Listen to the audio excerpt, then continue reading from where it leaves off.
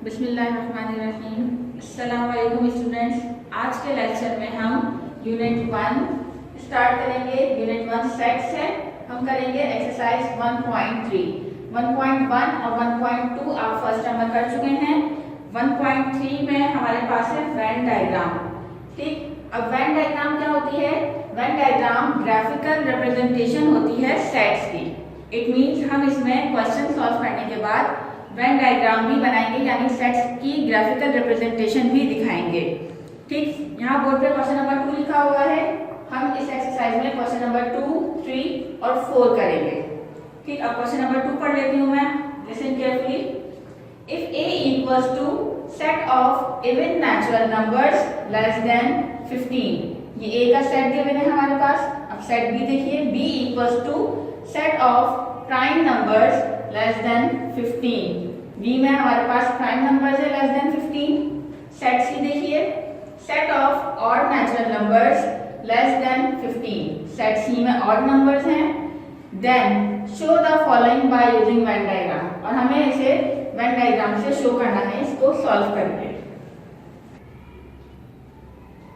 अच्छा स्टूडेंट्स, देखिए आप यहाँ हमारे पास जो सेट है ये 3 A B C, ये हमारे पास डिस्क्रिप्टिव फॉर्म में है। आप सेट्स की 3 फॉर्म पढ़ के आए हैं, tabular form, descriptive form, set builder form. जो इस तरह से वर्ड में करके लिखी हुई होती है, वर्ड्स में, ये डिस्क्रिप्टिव फॉर्म होती है। अब हम इसको पहले कन्वर्ट करेंगे टेबुलर फॉर्म में। ठीक, सेट A देख लीजिए। सेट A में इवन नंबर्स हैं लेस देन 15, तो इवन नंबर्स मैं यहाँ लिख रही हूँ 2, 4, 6, 8, 10, 12, 14, बस 14 तक क्यों क्योंकि आगे 15 लेस देन 15 ही लिखने थे हमें। ठीक, सेट बी देख लीजिए।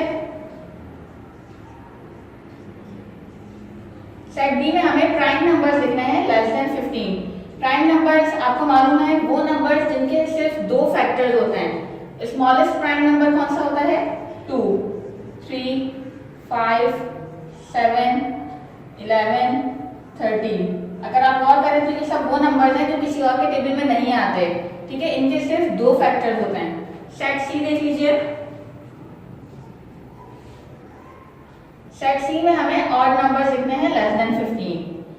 1, 3, 5, 7, 9, 11, 13। 15 नहीं लिखेंगे क्योंकि लेस देन 15 हमें लिखने हैं। अब हमें इसको सॉल्व करना है। इसका जो पार्ट 1 आपकी बुक में मौजूद है, A union B union C। पहले हम इसे सॉल्व करेंगे, देन वेन डायग्राम बनाएंगे। ठीक, सॉल्यूशन। अब देखें, पहले ब्रैकेट वाली वैल्यू सॉल्व करते हैं, ये बात आपको मालूम है। पहले हम B यूनियन C सॉल्व करेंगे। B का सेट 2, 3, 5, 7, 11, 13। यूनियन C का सेट क्या है? ऑड नंबर्स हैं 1 to 13।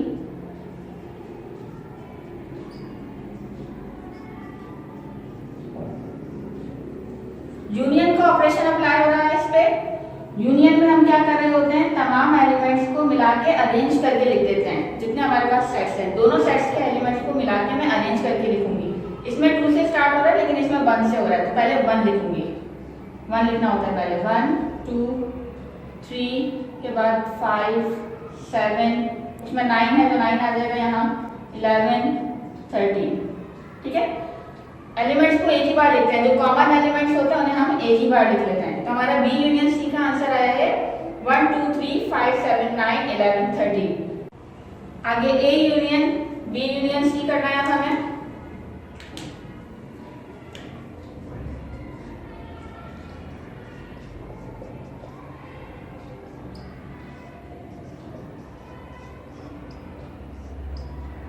ए का सेट हमारे पास क्या है? इवन नंबर्स हैं 2 से 14 तक। 2, 4, 6, 8, 10, 12, 14। फिर यूनियन। अब आगे जो हमें सेट लिखना है क्लास के, देखिए ये बी यूनियन सी लिखा है और ये हम सॉल्व कर चुके हैं। तो हमें इसका आंसर पुट करना है, और हमारा आंसर क्या था बी यूनियन सी का? ये। तो हम इस सेट को यहाँ पुट करेंगे। 1, 2, 3, 5 7 9 11 13। अब इन दोनों सेट्स को अरेंज करके लिखना है। क्या बनेगा? वहां पे 1 से स्टार्ट हो रहा है, 1 2, उधर 3 है, फिर यहाँ 4। देखें अब आप और से वहाँ पे ऑड नंबर्स हैं, यहाँ इवन नंबर्स है, तो एक नंबर वहाँ से एक नंबर यहाँ से। 4 5 6 7 8 9 10 11 12 13 14। ठीक, 1 से 14 तक ये तमाम नंबर हमारे पास आ गए। ये हमने सॉल्यूशन कर लिया है। अभी हमारे पास इसकी वेन डायग्राम बनेगी। बी यूनियन सी हमने पहले सॉल्व किया था, तो हम बी यूनियन सी के लिए करेंगे। क्लास देखें, मैंने ये डायग्राम बना ली है। ये एक रेक्टेंगल और फिर इसके अंदर ये 2 सर्कल्स। ये जो सर्कल्स हैं ये सेट्स को रिप्रेजेंट कर रहे हैं। ठीक है, मैंने 2 सर्कल जो यहाँ बनाए हैं ये बी के लिए है एक, और एक ये सी के लिए। अब देखिए मैंने इसे ओवरलैप बनाया। क्यों ओवरलैप बनाया? क्योंकि हमारे पास जो सेट्स हैं बी और सी के, उनके एलिमेंट्स ओवरलैप हो रहे हैं। 3 5 7 वो देखें उसमें भी आ रहे हैं। ठीक है, इसलिए ये सेट्स ओवरलैपिंग बनेंगे, ये सर्कल्स। एलिमेंट्स लिख लेते हैं। आप किस तरह से लिखेंगे? पहला एलिमेंट हमारे पास बी में है 2, देखें सी में 2 नहीं आ रहा, तो मतलब ये एलिमेंट सिर्फ बी का है, तो ये सिर्फ बी के ही पोर्शन में रहेगा। हमारे पास जो ये पोर्शन है, जो ओवरलैपिंग पोर्शन है, ये कॉमन पोर्शन है। ये पार्ट सी का भी है और ये पार्ट बी का भी है, इसीलिए इसमें हम वो एलिमेंट्स लिखेंगे जो दोनों सेट्स में मौजूद होंगे, जो कॉमन होंगे। ठीक है, आगे देखिए 3 5 7 11 13 ये वो तमाम एलिमेंट्स हैं जो सी में मौजूद हैं। सी का सेट देखिए, उसमें भी हैं 3 5 7 9 नहीं है, फिर 11 13। तो हम इन तमाम एलिमेंट्स को इधर लिख देंगे 3 5 7 11 13। ठीक है, अब सी में क्या रह गया? एक हमने सी में 1 नहीं लिखा था और एक 9 नहीं लिखा था, तो हमने ये 1 और 9 इधर लिख लिया। ठीक है, तमाम एलिमेंट्स लिख लिए। अब बारी है शेडिंग की। बहुत इजी है ये एलिमेंट्स लिखना, बहुत आराम से बस देख के लिखना होता है। शेडिंग करने के देखें वहां पे हमारे पास बी यूनियन सी का आंसर क्या आ रहा था? बी यूनियन सी का आंसर देखें 1 2 3 5 7 9 11 13। तो यहाँ अगर हम इसको शेड करें तो 1 2 3 5 7 9 11 13 पूरी ही हमारी ये फिगर जो है बी यूनियन सी के दोनों सर्कल शेड हो रहे हैं। और ये बात याद रख लें, यूनियन में हमारे पास तमाम सर्कल शेड हो रहे होते हैं। हम इसको शेड कर लेंगे। क्लास बहुत ज्यादा कोई डार्क शेडिंग नहीं करनी है आपने, ऐसा ना हो कि एलिमेंट्स ही नजर ना आए। बहुत नीट एंड क्लीन काम करना है।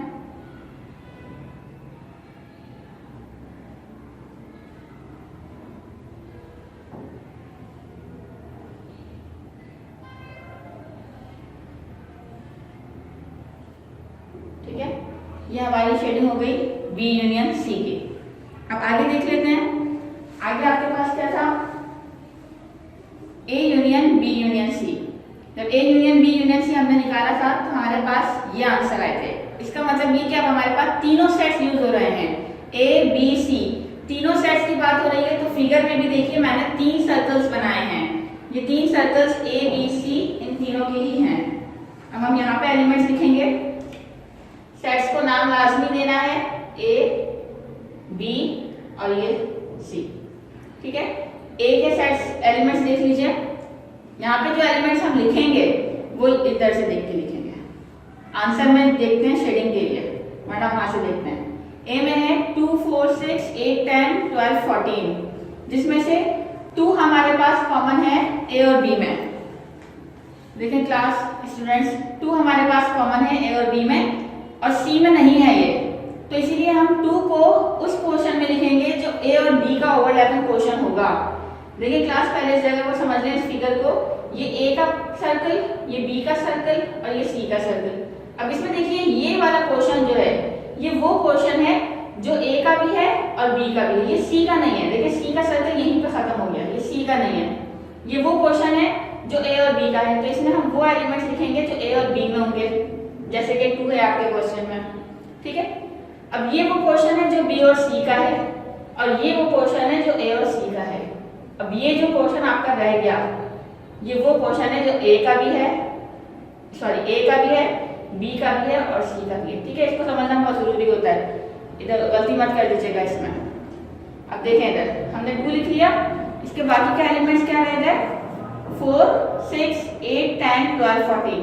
बाकी के तमाम एलिमेंट्स आप देखें ये इवन नंबर्स हैं और आपके पास इवन नंबर किसी में नहीं है, तो मतलब ये वाले एलिमेंट सिर्फ ए में ही रहेंगे, ए के ही हैं 4 6 8 10 12 14। अब बी पर आ जाते हैं। बी में से 2 हम लिख चुके, बाकी 3 5 7 11 13। ये आपने अभी ऊपर काम किया था कि ये वाले एलिमेंट्स बी और सी के कॉमन हैं, तो हम इसको उसी पोर्शन में लिखेंगे जो बी और सी का कॉमन पोर्शन होगा, यानी ये पोर्शन 3 5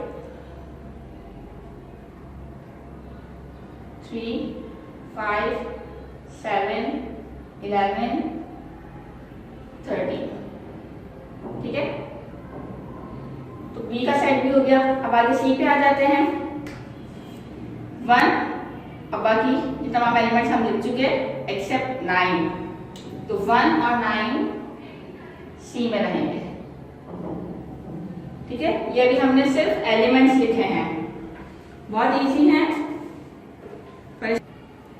हमारे पास यहाँ A union B union C का आंसर क्या आ रहा है, क्लास देखिए 1 2 3 4 5 6 7 8 9 10 11 12 13 14। तमाम एलिमेंट्स आ गए। और अभी मैंने आपको थोड़ी देर पहले भी यही बताया था कि यूनियन में हमारे पास पूरे सर्कल शेड हो रहे होते हैं। देखिए इसमें जो एलिमेंट्स हैं हमारे पास वो तमाम एलिमेंट्स ही आ गए हैं, तो हम इसमें शेडिंग कर देंगे। मैं अगेन यही बात कह रही हूँ, शेडिंग बहुत सफाई से करनी है, इस तरह ना कीजिएगा कि एलिमेंट्स ही नजर ना आए।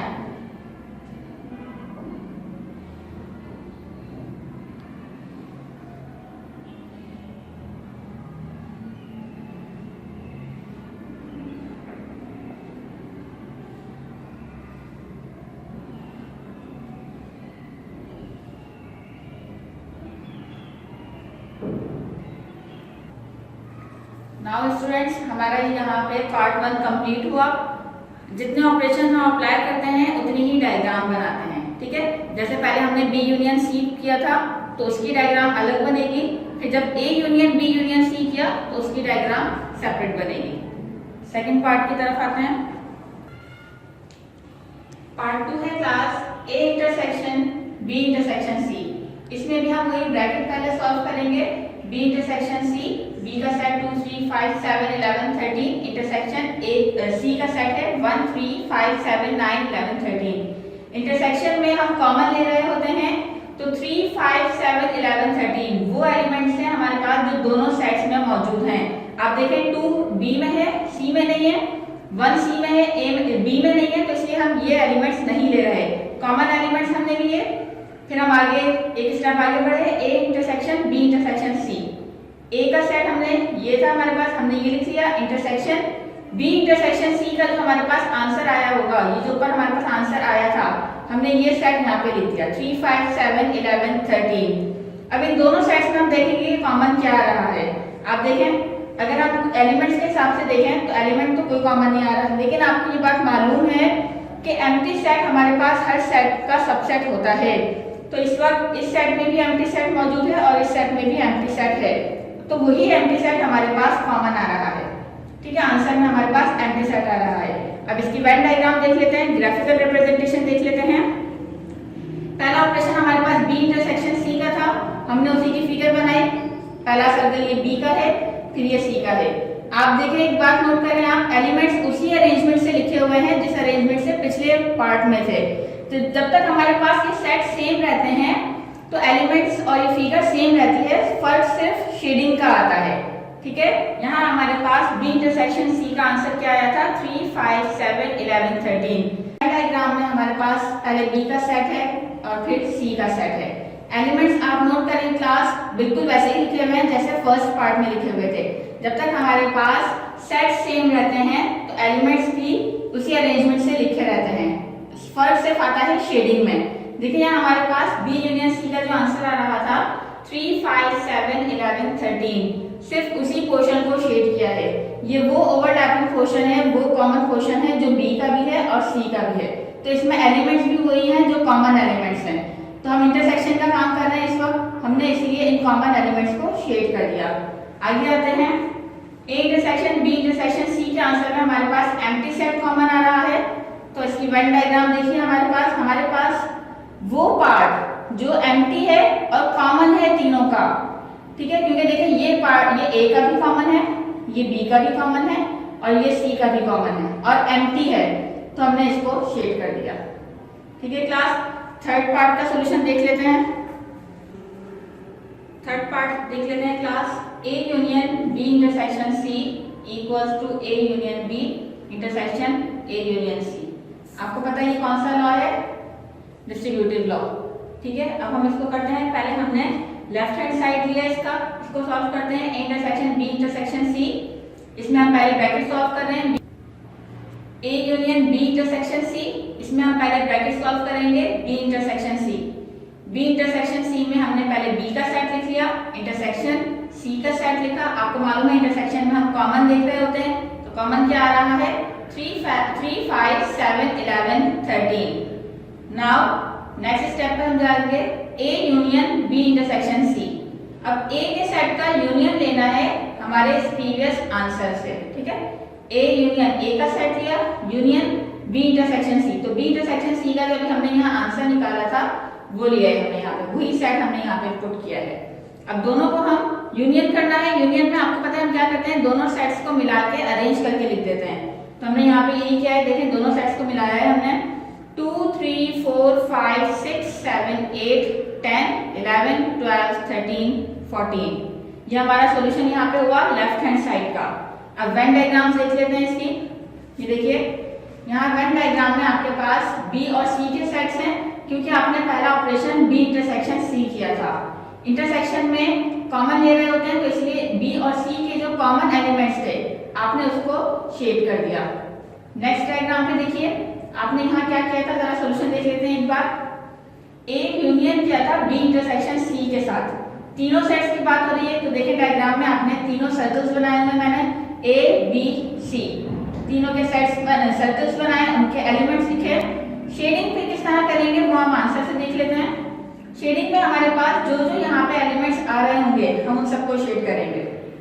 ठीक है, देखें यहाँ पे 2, 3, 4, 5, 6, तो यहाँ पे ये सब शेड हो रहा है। 2, 3, फिर 4 यहाँ, 5, 6, 7, 8, 10, 11, 12, 13, 14। तो सिर्फ यही एलिमेंट्स थे जो कि हमारे पास आंसर में आ रहे थे, इसलिए हमने सिर्फ इसी पोर्शन को शेड किया है, बाकी को हमने नहीं किया। तो ये हमारा था लेफ्ट हैंड साइड। अब इसका हम राइट हैंड साइड देख लेते हैं। Now students we are taking right hand side. A union B intersection A union C. Bracket solve करेंगे। इस बार आपको दो ब्रैकेट्स नजर आ रहे हैं, पहले A union B then A union C. हम पहले ए यूनियन बी सॉल्व कर रहे हैं। For A union B, A का सेट लिखा हमारे पास 2 से 14 तक इवन नंबर्स है इसमें। यूनियन बी का सेट लिखा जिसमें हमारे पास प्राइम नंबर्स है। दोनों का यूनियन ले लिया, मतलब मिला के अरेंज करके लिख लिया दोनों को। तो क्या आया हमारे पास 2, 3, 4, 5, 6, 7, 8, 10, 11, 12, 13, 14। Then A union C. A union C में ए का सेट लिख लिया, यूनियन सी का सेट लिखा, दोनों को यूनियन कर लिया। ठीक है, इसमें हमारे पास क्या आया 1, 2, 3, 4, 5, 6, 7, 8, 9, 10, 11, 12, 13, 14। 1 से 14 तक की पूरी काउंटिंग आई है इसमें हमारे पास। अब हमें इन दोनों ब्रैकेट्स का इंटरसेक्शन लेना है। Now A union B intersection A union C. हमने यहाँ पे ए यूनियन बी का जो हमारे पास आंसर आया था, यहाँ पे ये वाला सेट हमने लिखा है। ठीक, उसके बाद इंटरसेक्शन, फिर जो ए यूनियन सी का आंसर आया था वो लिखा है। और देखिए मैंने इसको किस तरह से लिखा है, डॉट में करके लिख दिया है। आप लोगों को ये बात पता होनी चाहिए कि जब डॉट आ रहे होते हैं तो उसका क्या मतलब है कि ये कंटिन्यू है। 1, 2, 3, 4, 5 के बाद 6, 7, 8, 9, 10, 11, 12, 13 तक ये है और फिर 14 मैंने लिखा हुआ है। ठीक है क्लास, इनका इंटरसेक्शन लेना है। इंटरसेक्शन मीन्स आपको मालूम है कॉमन लेते हैं। अब दोनों सेट्स में जो कॉमन है वो एलिमेंट्स हम नीचे लिख लेंगे। 2, 3, 4, 5, 6, 7, 8, 10, 11। अब देखें 8 के बाद मैंने 10 लिखा है, 9 इसमें तो है लेकिन इस सेट में हमारे पास 9 नहीं है, तो 8 के बाद 10, 11, 12, 13, 14। ये था हमारा राइट हैंड साइड सॉल्यूशन था। अब इसकी फिगर्स देख लेते हैं, वेन डायग्राम देख लेते हैं इसकी।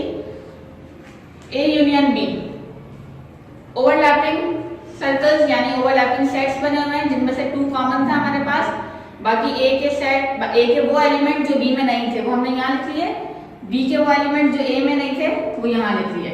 ए यूनियन बी लिया है तो इसमें हमारे पास तमाम एलिमेंट्स आ रहे हैं ए और बी के, तो हमने तमाम एलिमेंट्स को शेड कर दिया। ठीक है, दोनों सर्कल्स पूरे शेड हो गए। अब आ जाते हैं ए यूनियन सी पे। आप देखिए मैंने ए यूनियन सी में सर्कल्स कैसे बनाए हैं, डिसजॉइंट।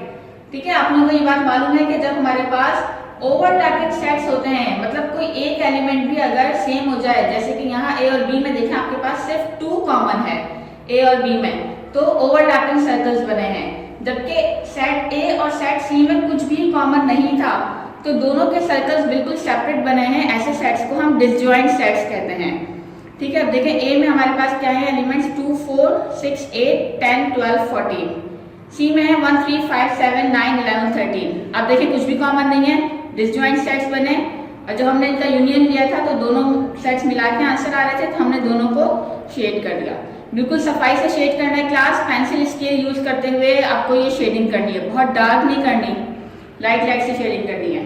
अब नीचे आते हैं, नीचे हमने क्या किया था, इन दोनों सेट्स का इंटरसेक्शन लिया था, मतलब जो कॉमन आए थे। अब देख लेते हैं इसकी वेन डायग्राम। हमारे पास यहाँ पे 3 सेट्स यूज हो रहे हैं, ए बी सी। अब जो ओवरलैपिंग एलिमेंट्स थे हमारे, कॉमन एलिमेंट्स थे, वो हमने कॉमन यानी ओवरलैपिंग पार्ट पे ही लिखे। जैसे कि यहाँ देखें ए और बी में 2 कॉमन था, तो हमने उस पोर्शन में लिखा जहाँ पे हमारा ए और बी कॉमन पोर्शन था। फिर ये वाले एलिमेंट्स हमारे पास बी और सी में कॉमन थे, तो हमने इन्हें यहाँ लिख लिया। जो एलिमेंट सिर्फ अपने अपने सेट में थे हमने उन्हें अलग लिख लिया। अब देखें जो हमारा कॉमन आंसर आया था हमने उसे शेड कर दिया। 2, 3, 4, 5, 6, 7, 8, 10, 11, 12, 13, 14। 2, 3, 4, 5, 6, 7, 8, 10, 11, 12, 13, 14। हमारे आंसर में 1 और 9 नहीं था, हमने उसे शेड नहीं किया। ठीक है, अब ये जो हमारा शेडिंग एरिया यही हमारा आंसर है। अब आप पीछे देखिएगा क्लास, जो हमारा लेफ्ट हैंड साइड था उसमें भी फाइनल आंसर यही आया था, फिगर इसी तरह शेड हुई थी उसमें भी। अब देखिए हमने राइट हैंड साइड निकाला है तो इसमें भी फिगर इसी तरह शेड हो रही है। इट मीन्स हमने जो ये वेरीफाई किया है, ये हमारा हमसे यही कहा गया था कि दोनों साइड इक्वल होनी चाहिए, तो हमने बिल्कुल ठीक वेरिफिकेशन कर ली है, हमारे दोनों साइड्स इक्वल आ रहे हैं। तो आंसर में हम लिख देंगे left hand side equal to right hand side, verified. जी क्लास देखिए हमने ये वेरीफाइड कर लिया, left hand side equal to right hand side हमारा आंसर आ गया, और वेन डायग्राम के थ्रू भी हमने इसे वेरीफाइड किया है। पिछली जो हमारी वेन डायग्राम थी लेफ्ट हैंड साइड की उसमें भी इसी तरह शेड हो रहा था, और अब जो राइट हैंड साइड की वेन डायग्राम है इसमें भी इसी तरह शेड हो रहा है।